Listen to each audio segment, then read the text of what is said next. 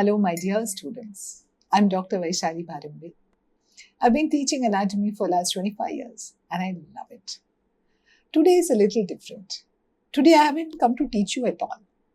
What I've come to tell you is, if you've been studying, how to convert that into good marks in the exam.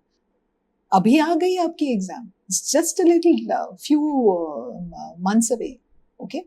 So then, हमें ये सोचना चाहिए कि क्या करके मुझे मार्क्स मिलेंगे.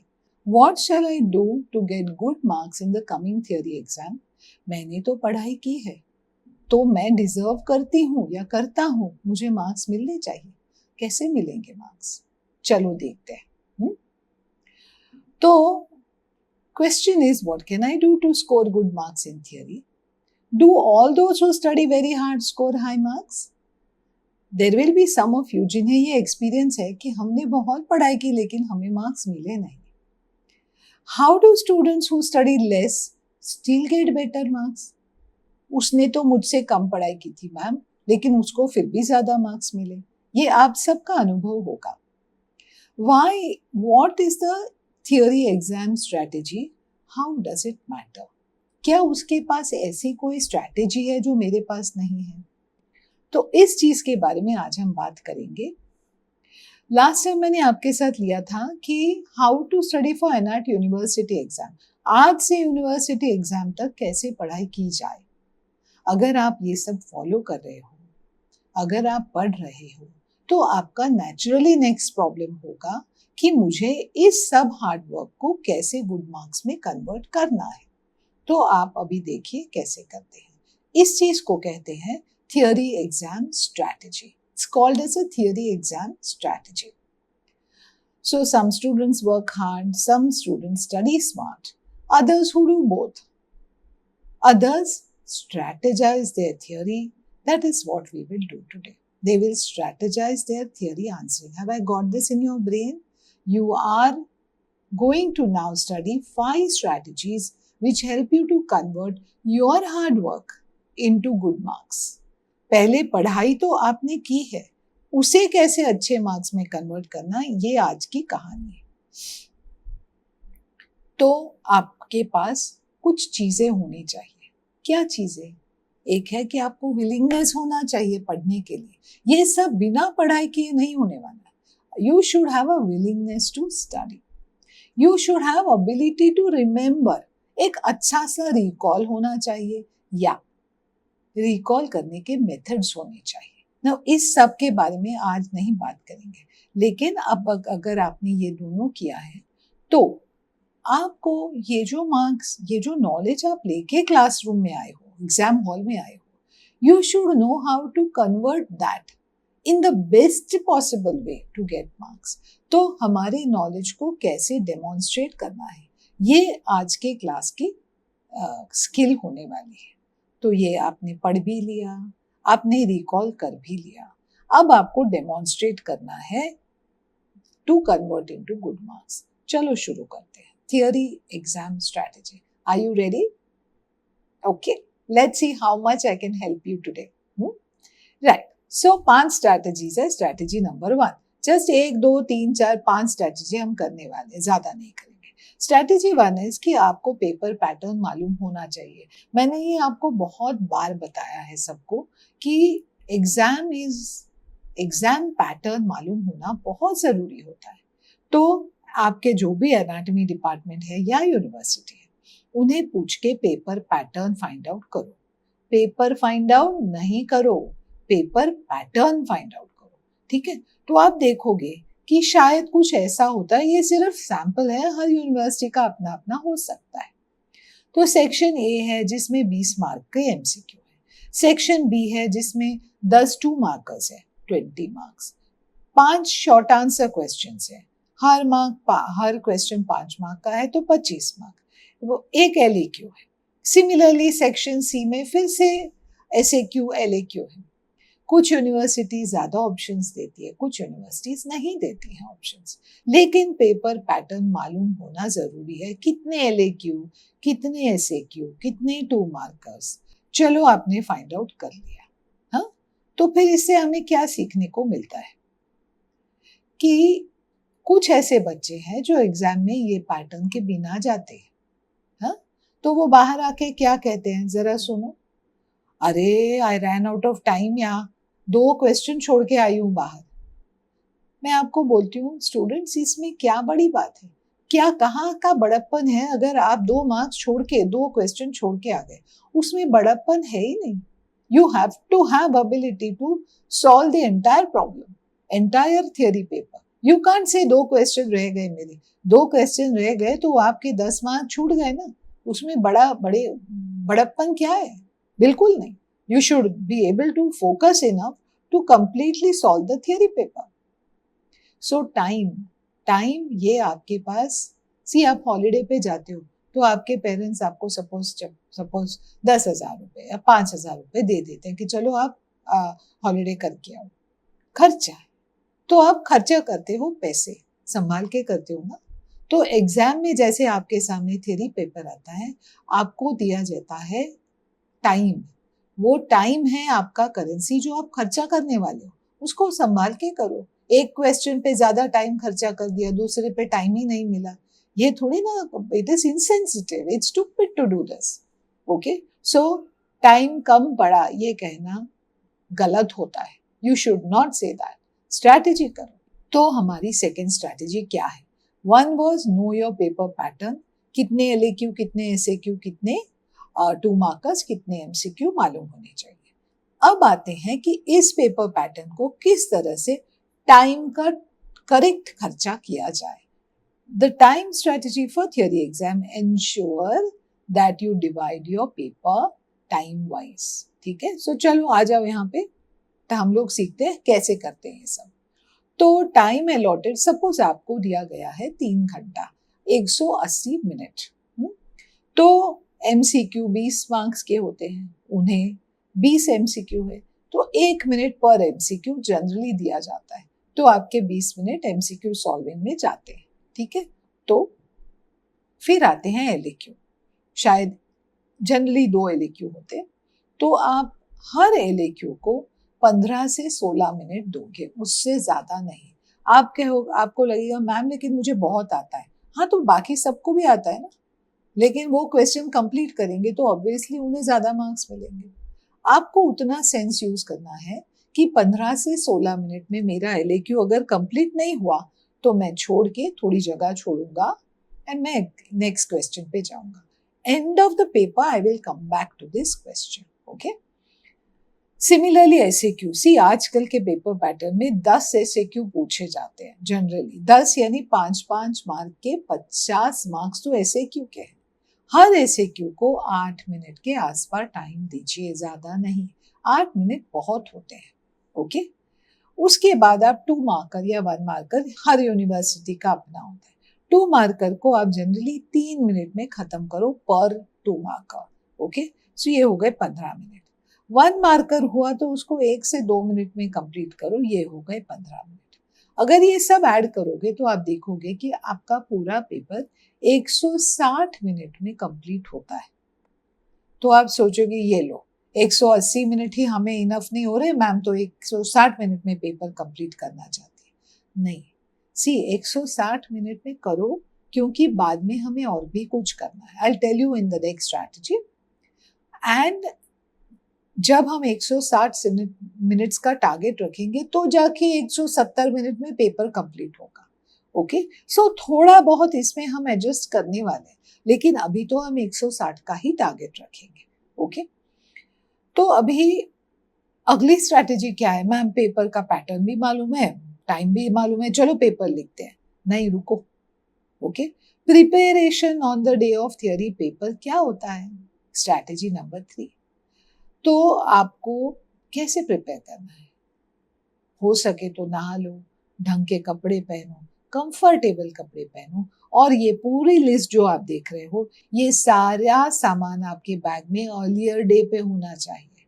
आज सुबह उठ के तैयारी मत करो, कल रात को करो। दूसरी बात है कि अपने कपड़े चेक करो, गलती से भी कोई छोटा सा पेपर का टुकड़ा रह ना जाए, जो आप you know what I am talking about. गलती से भी ऐसा सब, अब इतनी तो पढ़ाई की है, अब क्यों चिट्ठी लेके एग्जाम के लिए जा रहे हो? निकाल दो सब कुछ। Just go purely the way God made you, of course with some clothes on. Okay, and ये सब carry करो. Then prepare physically and mentally for the exam. थोड़ा सा खाना खा लो, ज्यादा नहीं, आपको नींद आएगी, लेकिन इतना खा लो कि आप एनर्जी लो होके थक ना जाओ. दूसरा, आप मेंटली प्रिपेयर हो जाओ, खुद को बैक करो. मैंने बहुत पढ़ाई की है, I have studied hard, I deserve to do well in the exam, I will do well in the exam. What is he doing? Oh my God, he's studying this. I didn't study it. Nonsense. Don't bother to see what he is doing. Is he bothering to see what you're doing? Then forget about it. You should only think of, मुझे और क्या कर सकती हूँ मैं? What can I do more?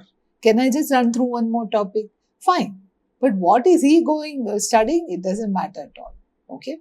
Focus. अभी तुम्हारा अंदर फोकस चला जाना चाहिए, इधर उधर मत देखो. Prepare to give your best. जो तुम्हारा बेस्ट है वो देके बाहर आना है. इसके साथ हम चलते हैं स्ट्रैटेजी 4 पे, कि हम ये सब कर चुके, मेंटली भी प्रिपेयर हो गए हैं, थियोरी टाइमिंग भी सेट हो गया हमारा, हमें थियोरी पैटर्न भी आता है. तो अब क्या बचता है? लिखेंगे कैसे? कुछ स्किल भी होती है लिखने की. ध्यान दीजिए, I will explain to you. तो जो हमारा टाइम डिवीजन प्लान है उस पे तो अब स्टिक करने वाले हो. बट पहला जब पेपर आता है हाथ में तो उसका सेक्शन देखो, क्या लिखा है, सेक्शन ए बी सी. अपने आंसर शीट पे सेक्शंस क्लियरली लिखो.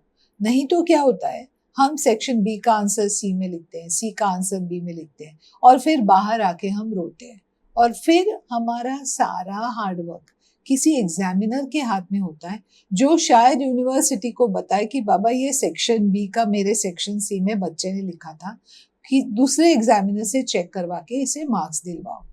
तो this you cannot be sure. Every examiner may not do this. So be smart, write your section well. Next strategy, उसी में आपका क्वेश्चन नंबर, सब सेक्शन सब clearly लिखो. ओके, क्यों? क्योंकि सी, अगर किसी कॉर्नर में आपने स्क्रिबल करके आंसर लिख दिया बाद में, एग्जामिनर को दिखेगा क्या? एग्जामिनर वो चेक करेगा क्या? May be that examiner doesn't notice it. You are losing marks, right? Remember, if you want to fight for marks, fight for every little mark. Don't fight for big marks. Fight for everything. Everything counts in marks. Okay? आधा mark भी आधा पूरा mark होता है, उसके लिए fight करो. Be systematic in your way of answering. Right. So LAQ. अभी LAQ को कैसे स्ट्रैटेजाइज करेंगे? लिखना तो है. अब ये एक एग्जाम में एक पेपर है, सपोज क्वेश्चन है, तो आप देखोगे कि LAQ में हर section it's coming in structure. Question 1A, parts of stomach, 2 mark. तो आप देखोगे कि ये तो एक्चुअली 5 2 मार्कर हैं. तो हर क्वेश्चन का आप क्लियरली आंसर दो. ऐसा मत करो कि मुझे ये बहुत सी पार्ट्स ऑफ स्टमक, तो क्या मैडम, मुझे तो सारा डिटेल आता है, तो मैं तो पूरा डिटेल लिख के आया. मार्क्स कितने थे? 2. क्या उपयोग है इतना सारी राम कहानी लिखने का? ओके, कुछ यूज नहीं है ना, क्योंकि मार्क्स तो 2 ही मिलने वाले हैं आपको. तो why do you want to bother? If you attempt all 5, you will get at least 1.5 per heading, and you will end up scoring 1.5 multiplied by 5. कितना स्कोर है, right? So be clear in what they are asking, for how many marks. उसके लिए आप answer लिखो. आपको बहुत ज्यादा आता है इसलिए आप लिखोगे, तो एग्जामिनर 2 के जगह 3 मार्क्स तो देने वाला है नहीं, right? Common sense is your biggest strength. Use it at all times. Okay, right. So precisely answer the structured question. कुछ ज्यादा ही आपको लगता है कि मुझे लिखना है, तो बाद में टाइम है, मैं बताऊंगी आपको कब आपको वापस आना है वो एक्स्ट्रा मटेरियल लिखने के लिए. सिमिलरली हम चलते हैं शॉर्ट आंसर क्वेश्चन की तरफ. यहाँ बहुत सावध रहो, क्योंकि short answer question is our danger zone. Okay, एक तो बहुत ज्यादा है शॉर्ट आंसर क्वेश्चंस, एंड ये स्ट्रक्चर्ड नहीं है ना, तो आप पूरा एस्पेक्ट उस क्वेश्चन का लिख पाओगे क्या, ये आपको सोचना है. it's a very open ended question, कितना भी लिखो. Okay, so for example development of pancreas, कुछ बच्चे 4 लाइन में लिख के आएंगे, कुछ बच्चे 40 लाइन में लिख के आएंगे, दोनों डेवलपमेंट है। तो you have to be very careful when you're writing SAQs. Remember, for every SAQ, describe systematically, draw at least one diagram. छोड़ो मत, डायग्राम नहीं किया तो मार्क्स जाते हैं, याद रखो। अभी 2 मार्कर पे चलते हैं। State 4 branches of tibial nerve in popliteal fossa. Okay, अगर आता है तो लिख पाओगे, नहीं आता है तो कितना भी गोल गोल करके 4 ब्रांचेस के नाम तो आपको आने से रहे। तो 2 markers are about studies, specific knowledge. Okay? तो इधर ड्रॉइंग वॉइंग मत करो, 2 ही मार्क्स का क्वेश्चन है, लेकिन ड्रॉइंग लेबल ही आ जाए तो जरूर करो। लेकिन इतना ध्यान रखो कि answer the question that has been asked. इसमें बहुत बार थोड़े बहुत क्लिनिकल रिलेटेड क्वेश्चन आ जाते हैं, सी सर्वाइकल रेप, ऐसे तो ध्यान देना चाहिए 2 मार्कर्स की तरफ। अगर कहीं पे भी पेपर में हिस्टो या डेवलपमेंट आए तो टूट पड़ो। याद रखो, बाकी के बच्चों ने हिस्टोलॉजी एंड डेवलपमेंट किया नहीं है, उन्हें नहीं आता है, तो ये आपका स्कोरिंग जोन होना चाहिए, हिस्टोलॉजी एंड डेवलपमेंट। तो उसको ढंग से लिखो, you will be surprised eight how well you will do in the exam. Histology है अगर 2 मार्क का, तो एक डायग्राम 5 से 7 लाइनें आनी ही चाहिए, ठीक है। तो चलो लास्ट स्ट्रैटेजी पे चलते हैं। और आप सोच रहे होंगे मैम अभी तो पेपर भी लिखवा दिया आपने, अब और क्या स्ट्रैटेजी बचती है? हाँ, best strategy for the last. Okay, this is कि पेपर तो सबमिट आप करो ही मत। आप सोच रहे होंगे मैम ये क्या गड़बड़ गड़बड़ बातें हमें सिखाते हो आप। तो after completing theory paper, do not submit the paper and leave the hall. वहीं बैठे रहो, जमे रहो, हिलने का नहीं है आपको, बस बैठ जाओ। कुछ जरूरत नहीं है बाहर वाले बच्चे क्या बातें कर रहे हैं सुनने की। आज आपकी लड़ाई है, लड़ाई में लड़के तो जाओ, लड़ाई छोड़ के मत जाओ आधे में, ठीक है। चलो, तो लास्ट 5 से 7 mark, can be 10 marks also, इसके लिए आज हमारी डू और डाई बैटल है।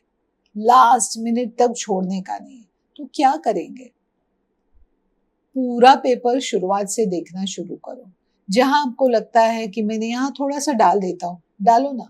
यहाँ पे एक डायग्राम डालो, वहां पे 2 लाइनें डालो, यहाँ पे अंडरलाइन करो, वहां पे हाईलाइट करो, क्वेश्चन नंबर लिखा है क्या चेक करो। फिर सोचो कि ऑप्शन था 8 में से 6 करने का, मैंने तो 5 ही किए, तो वो छठा क्वेश्चन लिखना बाकी है ना बाबा, तो लिखो। याद रखो कि कोई भी क्वेश्चन अनअटेम्प्टेड छोड़ने का नहीं है। If you don't attempt you will never get marks. अगर क्वेश्चन कहता है कि solve 6 out of 8, you must solve at least 6. Don't say I knew too well, I wrote those. That's stupid, right? Because अब बाकी के 4 question यानी कम से कम 20 mark आप तो छोड़ के आए हो, क्या स्कोर करोगे आप? So common sense use करो। Never leave any question unattempted. Attempts carry marks, even if you have written marginally sensible stuff.